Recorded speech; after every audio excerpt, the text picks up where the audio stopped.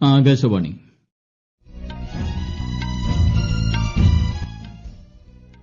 നമസ്കാരം. വാർത്തകൾ വായിക്കുന്നത് ഗോപകുമാർ.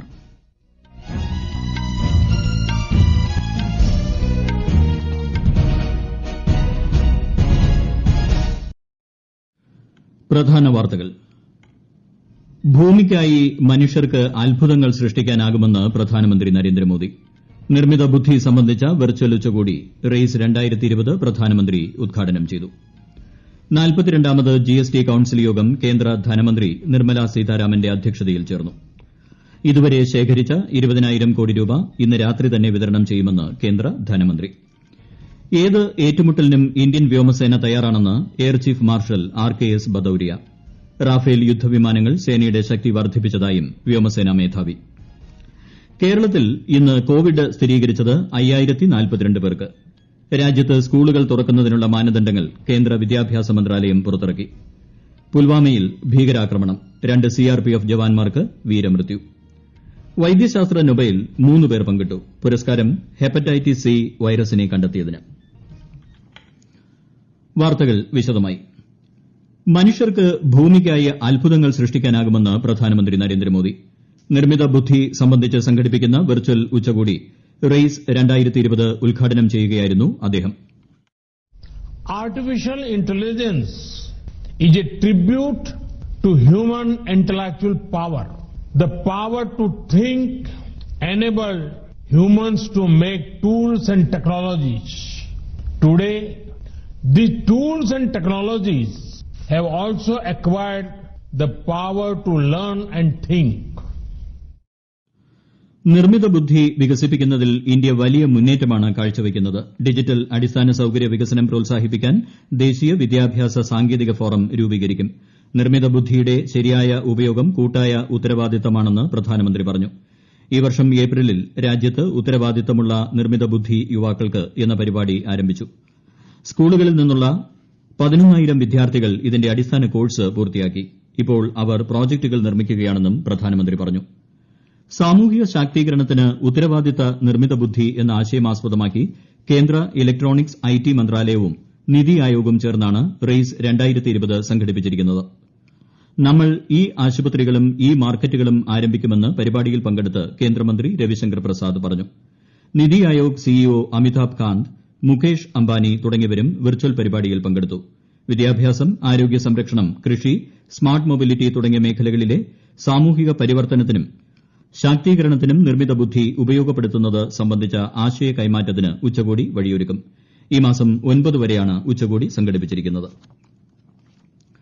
42ാമത് GST കൌൺസിൽ യോഗം കേന്ദ്ര ധനമന്ത്രി നിർമ്മല സീതാരാമന്റെ അധ്യക്ഷതയിൽ ന്യൂഡൽഹിയിൽ ചേർന്നു. ഇതുവരെ ശേഖരിച്ച 20,000 കോടി രൂപ ഇന്ന് രാത്രി തന്നെ വിതരണം ചെയ്യുമെന്ന് യോഗത്തിന് ശേഷം നടന്ന വാർത്താ സമ്മേളനത്തിൽ ശ്രീമതി നിർമ്മല സീതാരാമൻ അറിയിച്ചു. GST ഇനത്തിൽ 1.65 ലക്ഷം കോടി രൂപ പ്രത്യേക ഫോർമുലകളൊന്നുമില്ലാതെ തന്നെ വിതരണം ചെയ്യും. സുശീൽ മോഡിയുടെ നേതൃത്വത്തിൽ ഇതിനായി ഒരു കമ്മിറ്റി രൂപീകരിച്ചിട്ടുണ്ട്. അടുത്തയാഴ്ചയോടെ കുറഞ്ഞ തുക ലഭിച്ച സംസ്ഥാനങ്ങൾക്ക് 24,000 കോടി രൂപ വിതരണം ചെയ്യുമെന്നും കേന്ദ്ര ധനമന്ത്രി അറിയിച്ചു. അടിയന്തര സാഹചര്യങ്ങൾ നേരിടാനായി ലഡാക്ക് മേഖലയിൽ വ്യോമസേനാ സാന്നിധ്യം ശക്തമാക്കി ഇന്ത്യ.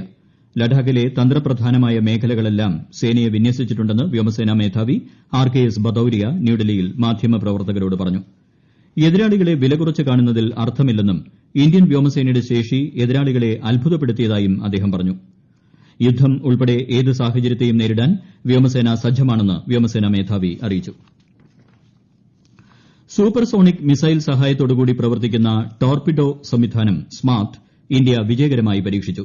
ഇന്ന് രാവിലെ ഒഡീഷ തീരത്തെ വീലർ ദ്വീപിൽ വച്ചാണ് ഇന്ത്യ സ്മാർട്ട് സംവിധാനം വിജയകരമായി പരീക്ഷിച്ചത്.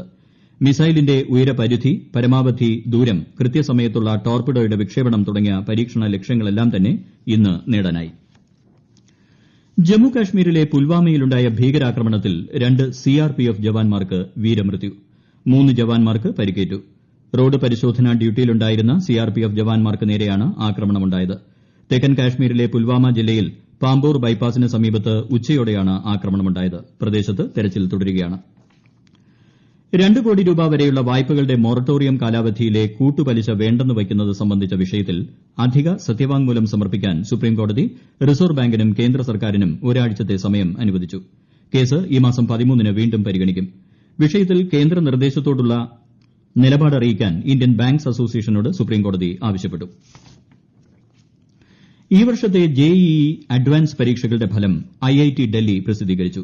ചിരാഗ് ഫാലോർ ദേശീയതലത്തിൽ 1ാം സ്ഥാനം കരസ്ഥമാക്കി. ഗാംഗുല ഭുവൻ റെഡ്ഡി, ഭൈവവ് രാജ് എന്നിവർ യഥാക്രമം 2, 3 സ്ഥാനങ്ങൾ കരസ്ഥമാക്കി. പെൺകുട്ടികളിൽ കനിഷ്ക മിത്തലാണ് മുന്നിൽ. രാജ്യത്തെ മൃഗശാലകളുടെ അടിസ്ഥാന സൌകര്യവും ഗുണനിലവാരവും വർദ്ധിപ്പിക്കാൻ വിശദമായ പദ്ധതി തയ്യാറാക്കുമെന്ന് കേന്ദ്രമന്ത്രി പ്രകാശ് ജാവ്ദേക്കർ. മൃഗശാലകൾ സന്ദർശിക്കുന്നവരുടെ അനുഭവം മികവുറ്റതാക്കാൻ ബജറ്റ് വിഹിതം വർദ്ധിപ്പിക്കുമെന്നും അദ്ദേഹം പറഞ്ഞു. വന്യജീവി വാരാഘോഷത്തിന്റെ ഭാഗമായി കുട്ടികളുമായി സംവദിക്കുകയായിരുന്നു കേന്ദ്രമന്ത്രി. ഈ വാർത്തകൾ ആകാശവാണിയിൽ നിന്ന്. കൊറോണ ആശങ്കയല്ല, ജാഗ്രതയാണ് വേണ്ടത്. കേന്ദ്ര ആരോഗ്യ മന്ത്രാലയം പുറപ്പെടുവിക്കുന്ന നിർദ്ദേശങ്ങൾ. ജനങ്ങൾ കൂട്ടം കൂടുന്നത് ഒഴിവാക്കുക. ഇടയ്ക്കിടെ കൈകൾ സോപ്പും വെള്ളവും ഉപയോഗിച്ചോ സാനിറ്റൈസർ ഉപയോഗിച്ചോ വൃത്തിയാക്കുക. നിർബന്ധമായും മാസ്ക് ധരിക്കുക. പനിയോ ചുമയോ ശ്വാസതടസ്സമോ തുടരുന്ന സാഹചര്യത്തിൽ വൈദ്യസഹായം തേടുക. കൊറോണയെ സംബന്ധിച്ച വിവരങ്ങൾക്ക് ആരോഗ്യ മന്ത്രാലയത്തിന്റെ 1075-ലും ദിശയുടെ 1056-ലും ബന്ധപ്പെടാം. കേരളത്തിൽ ഇന്ന് 5042 പേർക്ക് കോവിഡ്-19 സ്ഥിരീകരിച്ചു. ഇന്ന് 4640 പേർ രോഗമുക്തി നേടി. 84,873 പേരാണ് സംസ്ഥാനത്ത് ചികിത്സയിലുള്ളത്. 1,49,111 പേർ ഇതുവരെ കോവിഡിൽ നിന്ന് മുക്തി നേടി. കേരളത്തിൽ സ്ഥിതി ഗൌരവതരമാണെന്നും ശ്രദ്ധ പാളിയാൽ കാര്യങ്ങൾ കൈവിട്ടു പോകുമെന്നും മന്ത്രി കെ ശൈലജ പറഞ്ഞു. വിശദാംശങ്ങളുമായി കിരൺ ശങ്കർ. എറണാകുളം 705, തിരുവനന്തപുരം 700, കോഴിക്കോട് 641, മലപ്പുറം 606, കൊല്ലം 458, തൃശൂർ 425, കോട്ടയം 354, കണ്ണൂർ 339, പാലക്കാട് 281, കാസർഗോഡ് 207, ആലപ്പുഴ 199, ഇടുക്കി 71, വയനാട് 31, പത്തനംതിട്ട 25 എന്നിങ്ങനെയാണ് ജില്ലകളിൽ ഇന്ന് രോഗബാധ സ്ഥിരീകരിച്ചത്. 23 മരണം ഇന്ന് കോവിഡ്-19 മൂലമാണെന്ന് സ്ഥിരീകരിച്ചതോടെ സംസ്ഥാനത്തെ ആകെ മരണം 859 ഇന്ന് രോഗം സ്ഥിരീകരിച്ചവരിൽ 4338 പേർക്ക് സമ്പർക്കത്തിലൂടെയാണ് രോഗം ബാധിച്ചത്. 450 പേരുടെ സമ്പർക്ക ഉറവിടം വ്യക്തമല്ല. 110 ആരോഗ്യ പ്രവർത്തകർക്കും സമ്പർക്കത്തിലൂടെ രോഗം ബാധിച്ചു. ഇന്ന് 4 പുതിയ ഹോട്ട്സ്പോട്ടുകളാണുള്ളത്. 7 പ്രദേശങ്ങളെ ഒഴിവാക്കി. News desk, Akashvani. സംസ്ഥാനത്ത് എറണാകുളം ജില്ലയിലാണ് ഇന്ന് ഏറ്റവും കൂടുതൽ കോവിഡ്-19 സ്ഥിരീകരിച്ചത്. കൂടുതൽ വിവരങ്ങളുമായി ആകാശവാണി ലേഖകൻ NC ജയചന്ദ്രൻ. എറണാകുളം ജില്ലയിൽ ഇന്ന് 705 പേർക്കാണ് കോവിഡ് സ്ഥിരീകരിച്ചത്. ഇതിൽ 587 പേർക്കും സമ്പർക്കത്തിലൂടെയാണ് രോഗം ബാധിച്ചത്. ഇന്ന് രോഗം സ്ഥിരീകരിച്ചവരിൽ 19 ആരോഗ്യ പ്രവർത്തകരും 13 INHS ഉദ്യോഗസ്ഥരും ഉൾപ്പെടുന്നു. 68 പേരുടെ ഉറവിടം കണ്ടെത്താനായിട്ടില്ല. ഇന്ന് 236 പേർ രോഗമുക്തി നേടി. ജില്ലയിൽ ഇന്ന് 5 മരണങ്ങൾ റിപ്പോർട്ട് ചെയ്തു. കഴിഞ്ഞ 24 മണിക്കൂറിനിടെ 74,442 പുതിയ കേസുകൾ കൂടി റിപ്പോർട്ട് ചെയ്തതോടെ രാജ്യത്ത് കോവിഡ് ചികിത്സയിലുള്ളവരുടെ എണ്ണം 9,34,427 ആയി. കഴിഞ്ഞ ഒരു ദിവസത്തിനിടെ 903 മരണവും റിപ്പോർട്ട് ചെയ്തു.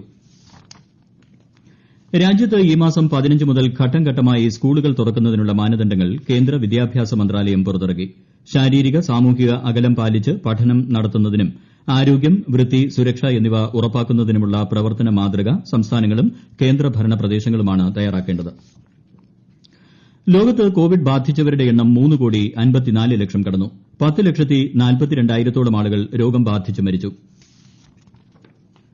വൈദ്യശാസ്ത്രത്തിനുള്ള ഈ വർഷത്തെ നൊബേൽ പുരസ്കാരം പങ്കിട്ട് 3 ശാസ്ത്രജ്ഞർ. ഹെപ്പറ്റൈറ്റിസ് സി വൈറസ് കണ്ടെത്തിയ അമേരിക്കൻ ശാസ്ത്രജ്ഞരായ Harvey Alter, Michael Houghton, British ശാസ്ത്രജ്ഞനായ ചാൾസ് എം റൈസ് എന്നിവർക്കാണ് പുരസ്കാരം. കേരള ഹൈക്കോടതിയുടെ ആദ്യ Malayali chief justice KK Usha കൊച്ചിയിൽ അന്തരിച്ചു. 81 വയസ്സായിരുന്നു. 2000-2001 കാലയളവിൽ കേരള ഹൈക്കോടതി ചീഫ് ജസ്റ്റിസായിരുന്നു. IPL ക്രിക്കറ്റിൽ റോയൽ ചലഞ്ചേഴ്സ് ബംഗളൂരുവിനെതിരെ ഡൽഹി ക്യാപിറ്റൽസ് ഒടുവിൽ റിപ്പോർട്ട് കിട്ടുമ്പോൾ 18 ഓവറിൽ 3 വിക്കറ്റിന് 171 റണ്ണെടുത്തു. പ്രധാന വാർത്തകൾ വീണ്ടും. ഭൂമിക്കായി മനുഷ്യർക്ക് അത്ഭുതങ്ങൾ സൃഷ്ടിക്കാനാകുമെന്ന് പ്രധാനമന്ത്രി നരേന്ദ്രമോദി. നിർമ്മിത ബുദ്ധി സംബന്ധിച്ച വെർച്വൽ ഉച്ചകോടി റെയ്സ് 2020 പ്രധാനമന്ത്രി ഉദ്ഘാടനം ചെയ്തു. 42ാമത് GST കൌൺസിൽ യോഗം കേന്ദ്ര ധനമന്ത്രി നിർമ്മല സീതാരാമന്റെ അധ്യക്ഷതയിൽ ചേർന്നു. ഇതുവരെ ശേഖരിച്ച 20,000 കോടി രൂപ ഇന്ന് രാത്രി തന്നെ വിതരണം ചെയ്യുമെന്ന് കേന്ദ്ര ധനമന്ത്രി. ഏത് ഏറ്റുമുട്ടലിനും ഇന്ത്യൻ വ്യോമസേന തയ്യാറാണെന്ന് air chief marshal RKS Bhadauria. Rafale യുദ്ധവിമാനങ്ങൾ സേനയുടെ ശക്തി വർദ്ധിപ്പിച്ചതായും വ്യോമസേന മേധാവി. കേരളത്തിൽ ഇന്ന് കോവിഡ് സ്ഥിരീകരിച്ചത് 5042 പേർക്ക്. രാജ്യത്ത് സ്കൂളുകൾ തുറക്കുന്നതിനുള്ള മാനദണ്ഡങ്ങൾ കേന്ദ്ര വിദ്യാഭ്യാസ മന്ത്രാലയം പുറത്തിറക്കി. പുൽവാമയിൽ ഭീകരാക്രമണം 2 സിആർപിഎഫ് ജവാന്മാർക്ക് വീരമൃത്യു. വൈദ്യശാസ്ത്ര നൊബേൽ 3 പേർ പങ്കിട്ടു. പുരസ്കാരം ഹെപ്പറ്റൈറ്റിസ് സി വൈറസിനെ കണ്ടെത്തിയതിന്. വാർത്തകൾ കഴിഞ്ഞു. അടുത്ത വാർത്താ പ്രക്ഷേപണം നാളെ രാവിലെ 6:45-ന്.